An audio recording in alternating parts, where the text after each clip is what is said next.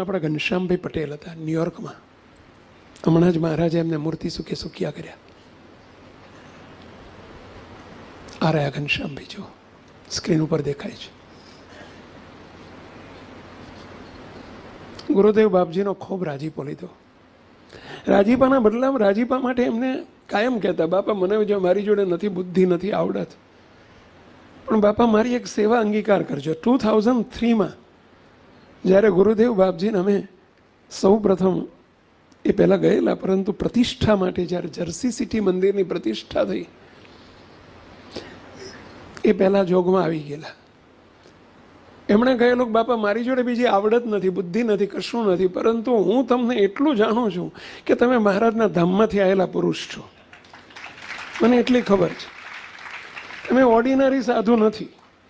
બાપા મારું બીજું કંઈ હું કરી શકું એમ નથી, પરંતુ બાપા તમે જ્યારે તમે સ્વામી જ્યારે સેવકને કહેતા, સ્વામી બાપા તમે સ્વામી જ્યારે અમેરિકા આવો ને ત્યારે તમારે ફર્સ્ટ ક્લાસમાં આવવાનું, કાં તો બિઝનેસ ક્લાસમાં આવવાનું, તમારી ટિકિટની સેવા હું કરીશ, આટલું મને સેવા કાયમ આપજો. બાપા ઇકોનોમી ક્લાસમાં નહીં આવવાનું. ઇકોનોમી ક્લાસ એટલે સમજે ને પેલું આપણી ભાષામાં થર્ડ ક્લાસ કહીએ ને, common class, sorry third class ના બોલાય, એમાં નહીં આવવાનું. બાપા આ સેવા મને નહીં, મારી સેવા નહીં છોડવાની, અને બીજા કોઈને હા પાડવાની નહીં. કાયમી રિઝર્વેશન કરી નાખેલું. બાપાને અમે કોઈ દિવસ 2015 સુધી તોય કોઈ દિવસ અમે બિઝનેસ ક્લાસનો ઉપયોગ આ ગુરુદેવે કર્યો નથી. કાયમ ઇકોનોમી ક્લાસમાં જ ગયા છે. 2016માં સૌ પ્રથમ બાપાની મંદવાડ લીલા હતી ત્યારે પ્રાર્થના કરીને અમે એ વખતે ફર્સ્ટ ક્લાસની ટિકિટ લેવડાવી હતી, રડીને.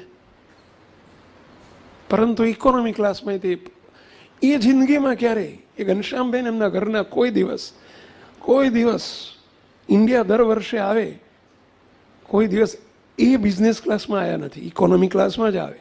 અને અમને એમ કે તમારે આમાં આવવાનું. જ્યારે 16માં બાપાને અમે ગયા દર્શન કરવા આવ્યા ને ત્યારે બાપજી બોલ્યા હતા, ઘનશ્યામભાઈ તમારી ટિકિટ અમને લઈ આપો છો, તમને ખ્યાલ છે ને બદલામાં અમે તમને શું આપશું? બાપા બોલ્યા, ઘનશ્યામભાઈ અમે તમને તમારી ટિકિટના બદલામાં અમે તમને શું આપશું એ ખબર છે? તો કે ના બાપા મને ખબર નથી. ત્યારે ગુરુદેવ બાપજી બોલ્યા, સેવક બાજુમાં ઊભો હતો, ઘનશ્યામભાઈ તમારી ટિકિટ અમારી ટિકિટ તમે કઢાવો છો, એ પછી ફર્સ્ટ ક્લાસની ટિકિટ કઢાવો છો, અમે તમારી ફર્સ્ટ ક્લાસની ટિકિટ કઢાવીને અમે મૂર્તિના સુખમાં તમને લઈ જઈશું.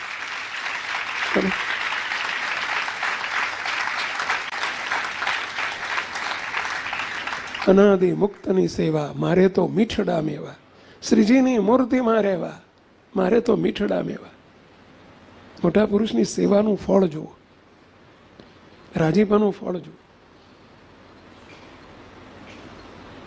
2 વર્ષ પહેલા બીમાર થયા. ગુરુદેવ બાપજીના પડછંદા સેવકને યાદ હતા, આશીર્વાદ આપેલા. ખબર પડી, સમાચાર મળ્યા કે બહુ બીમાર છે અને હવે બહાર નીકળી શકતા નથી, ઇન્ડિયા આવી શકે કે ના આવી શકે.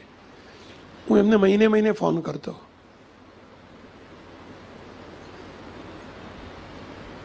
એ કાયમ કહેતા, એમને કોઈ સંતાન નહોતું એટલે બહુ અંદર એમ રે, મારું કોઈ નહીં.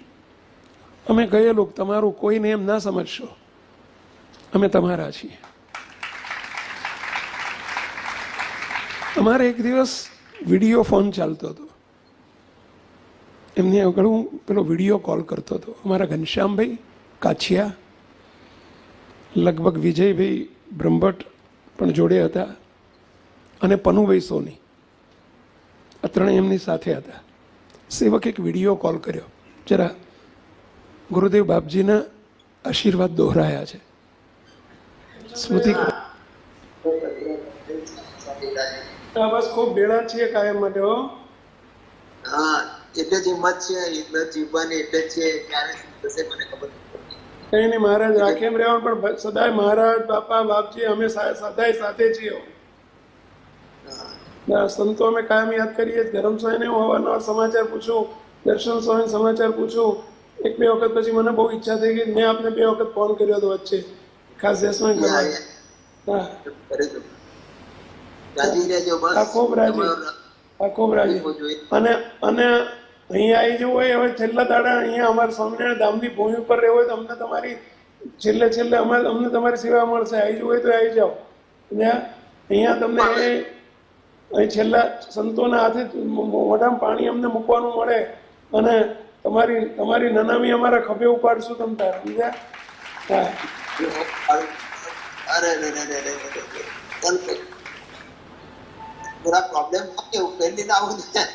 જો ઉકલી જાય તમ તારે અહીં આવી જાઓ. છેલ્લે જે 1 2 વર્ષ રહેવાનું થાય મહારાજ રાખે ત્યાં સુધી રહેશું ને અમે છેલ્લે બીજું કોઈ નથી, અમે તમારા દીકરા છીએ, અમે નનામી પાડશું.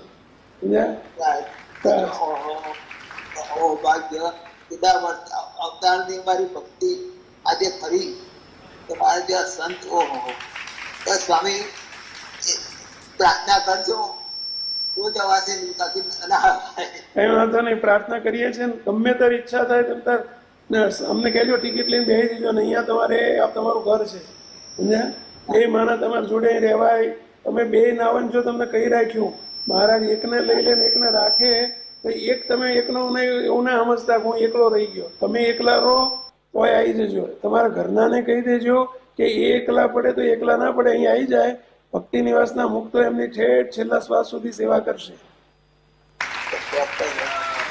બસ બસ બસ બસ મહારાજ ખબર નહીં પડે ને, આમાં માખણમાં જ મોવાળો ખેંચે ને એમ ખેંચી લેશે. તમે ખૂબ સેવા કરી છે ને, ચિંતા ના કરશો, સમજ્યા?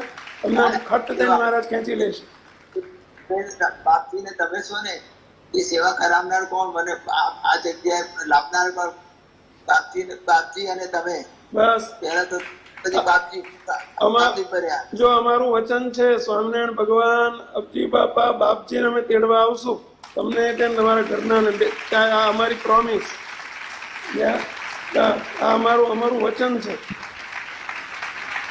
ચોક્કસ સંતોનું વચન ફરી આજે મારું ભજ ઉગડી ગયું. હા, તમે સંતોની ખૂબ નિર્દોષ ભાવે સેવા કરી છે. બધા સંતોને તમે રાજી કર્યા છે. એ રાજીપાના ફળ રૂપે મહારાજ તેડવા આવશે. અમે જોડે મહારાજને લઈને તમને લેવા આવશું. આ મારી પ્રોમિસ છે. ચોક્કસ. અને આ યાદ રાખજો, આ શબ્દો ભૂલતા નહીં. આ સ્વામિનારાયણ ભગવાન અત્યારે બોલી રહ્યા છે એવું સમજજો.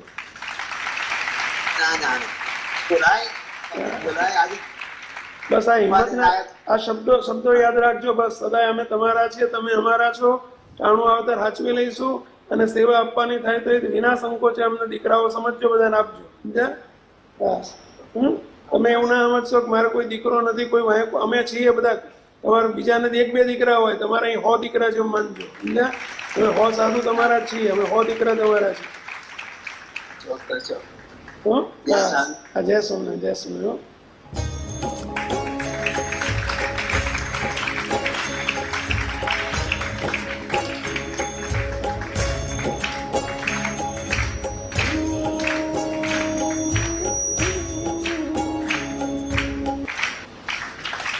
તો અને આ જ રીતે મહારાજના વચન પ્રમાણે બોલો. મહારાજે માખણમાંથી માવળો ખેંચી લે, મૂર્તિમાં લઈ લીધે.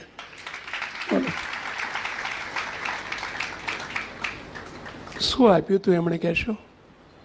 ગુરુદેવ બાપજીની ટિકિટની સેવા 3 4 5 વખત કરી હતી. એના બદલામાં અક્ષરધામની મૂર્તિના સુખની ટિકિટ આપે. આ છે સત્પુરુષ ભાઈ.